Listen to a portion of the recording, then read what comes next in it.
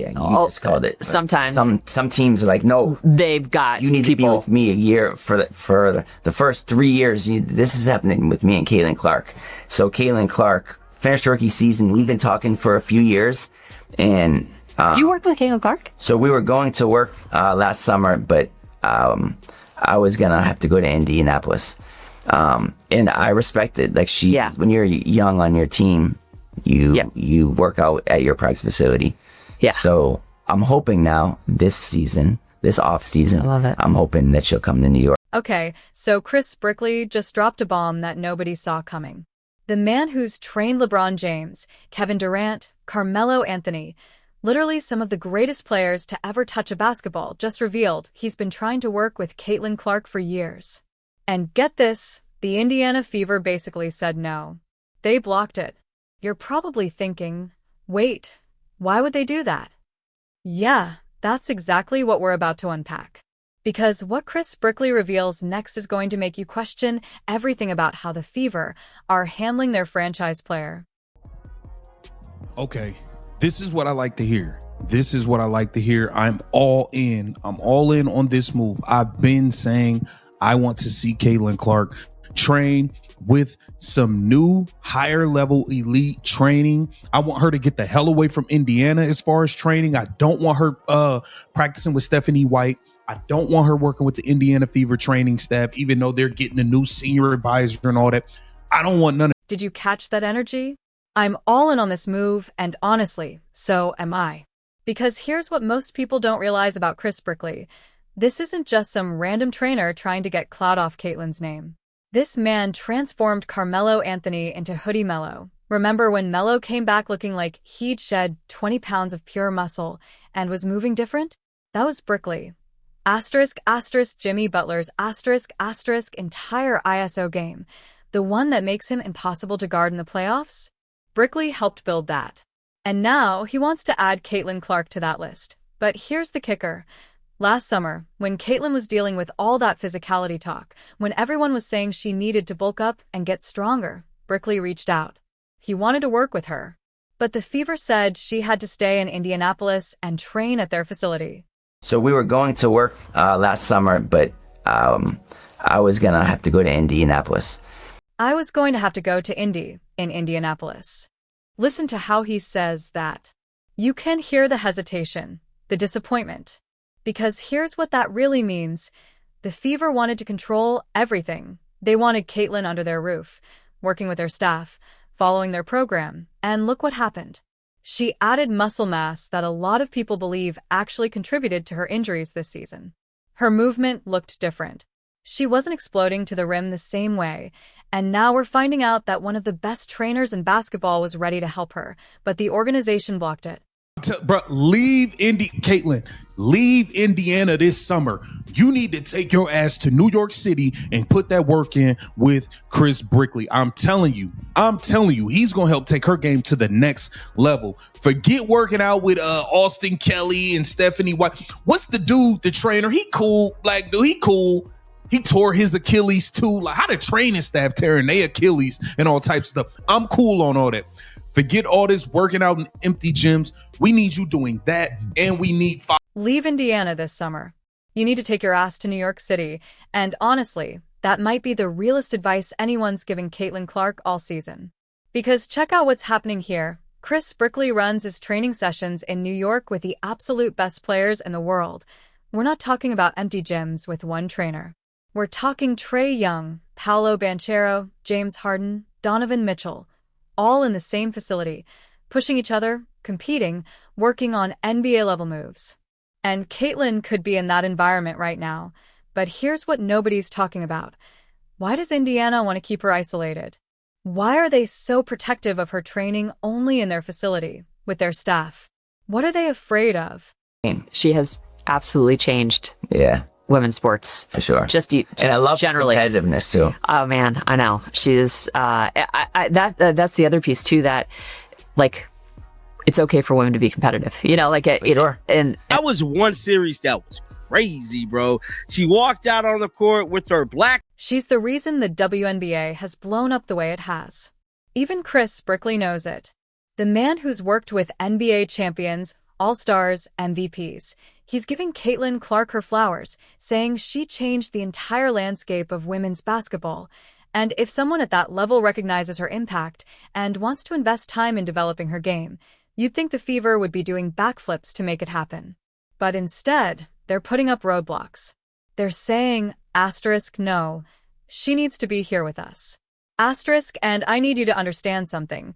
This is classic organizational control. When a team is more concerned with maintaining authority than maximizing their players' potential, that's when you know something is broken in the system.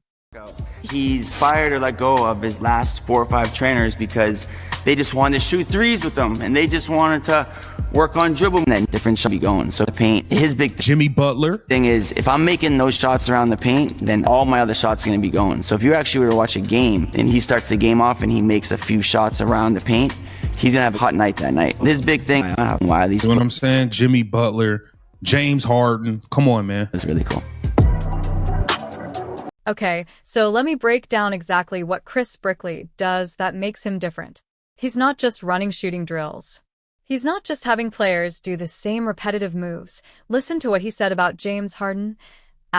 He's big with his step backs. He's big with his side steps. I've been doing this for 8 years, and I've never seen a player do these drills.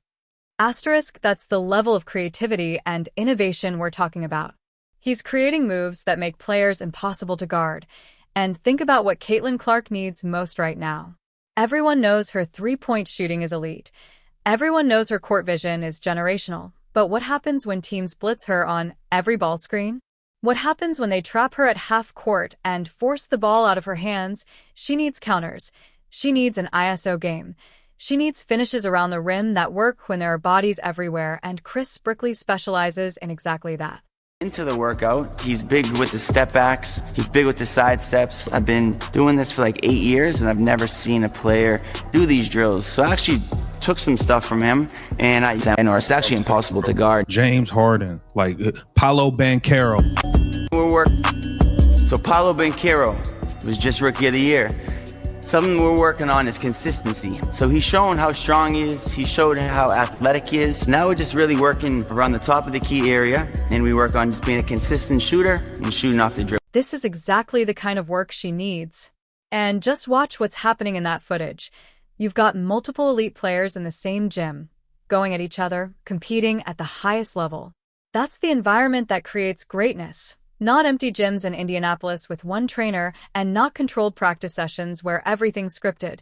You need that competitive fire, that edge, that hunger, the kind that comes from working out with people who are just as good or even better than you. And here's what's wild. Caitlin Clark could have been in that environment last summer. She could have been working with Trae Young, learning his floater game, his change of pace, and how he manipulates defenders in pick-and-roll situations. She could have been studying Paolo Banchero's footwork around the basket, how he uses his body to create space. But instead, the Fever kept her in Indianapolis, and we all saw how that turned out. Wait for the 2025 season. Injuries. Medical staff looking questionable, which I think that whole little post about the job, which I'm going to make a video about it probably some point this week. I got to learn a little bit more in regards to that department. But Chris Brickley is up there. If we're talking like trainers, we're talking getting players ready. Medical staff looking questionable. And there it is. Because this isn't just about training anymore. This is about the entire infrastructure surrounding Caitlin Clark. When your medical staff is questionable, when your training staff is tearing Achilles tendons walking downstairs at night, and when your organization is blocking elite NBA trainers from working with your franchise player, you've got a systemic problem. This isn't one bad decision. This is a pattern of organizational dysfunction. And Caitlin Clark is stuck right in the middle of it, dealing with injuries, dealing with inconsistent support, and dealing with a front office that seems more concerned with control than with putting her in the best position to succeed. That one-on-one type of game to where she don't have to use the ball screen so much and give the other team the option to blitz her and double her nonstop. You see what I'm saying? Like if she's able to add some of these small things, bro, Caitlin Clark is it's gonna be unguardable. It's just gonna be unguardable. So James Harden, he's one of the probably most creative players of our generation, and he works out in an unorthodox way. He still does a lot of fundamental things, but we also work a lot on creating space. Now watch this part closely, because Chris Brickley is explaining his philosophy with Paolo Banchero, and it's exactly what Caitlin needs to hear. Something we're working on is consistency. He's showing how strong he is. He's showing how athletic he is. Now, we're really focusing around the top of the key area, working on being a consistent shooter and shooting off the dribble. That's the evolution. You don't just work on your strengths. You identify the next level of your game and attack it relentlessly. For Caitlin, that next level is finishing through contact, creating her own shot when the play breaks down, and developing counters when defenses take away her primary options. And here's what drives me crazy about this whole situation. She knows she needs this. Chris Brickley knows she needs this. Everyone watching the WNBA knows she needs this. The only people who don't seem to get it are the Indiana Fever front office. My years here in Indiana, obviously without an uncertainty, you don't know what's to come. But I built a life here. I love this franchise. I love the people, the fans. So we'll see what comes. If judged by the atmosphere, right? A lot of uncertainty. You don't know what's to come, man. But I built a life here. I love the franchise. I love the people and the fans. So we'll see what comes if judged. I think Caitlin Clark has the best sneaker game because she gets the most free shoes. And okay, that's a fun little moment from Lexi Hall. But notice what's happening here. Even her teammates are acknowledging that Caitlin operates on a completely different level. She's got Nike throwing shoes at her, national commercials airing everywhere, and the entire sports world watching her every move. And yet, the organization is treating her like a rookie who needs to follow all the standard protocols. That's the disconnect. You can't have it both ways. You can't market her as the face of the league, the generational talent, the player who's changing women's basketball forever, and then treat her like she needs to stay in your facility and do exactly what you tell her. Some point, you have to trust that she knows what's best for her own development. If he can pull out things in her game that she currently has shown flashes of, and I believe he can pull out things in her game that she hasn't even shown us yet. I'm telling you, man, I think Caitlin Clark should take up this opportunity to train with a great NBA personal trainer in Chris Brickley, man. Get down in the comments. Let me know what you think about this. Welcome to Keep the Vision. I was about to say my intro again, but this is Keep the Vision. Make sure you like, comment, subscribe, share the channel. Let me know what you think about this. Should Caitlin Clark leave Indiana to go train elsewhere in the offseason? I believe she should. Should Caitlin Clark leave Indiana to train this offseason? I believe she should. And here's why that statement hits differently. This isn't just about one summer of training. This is about Caitlin Clark taking control of her own career. She's about to become a restricted free agent.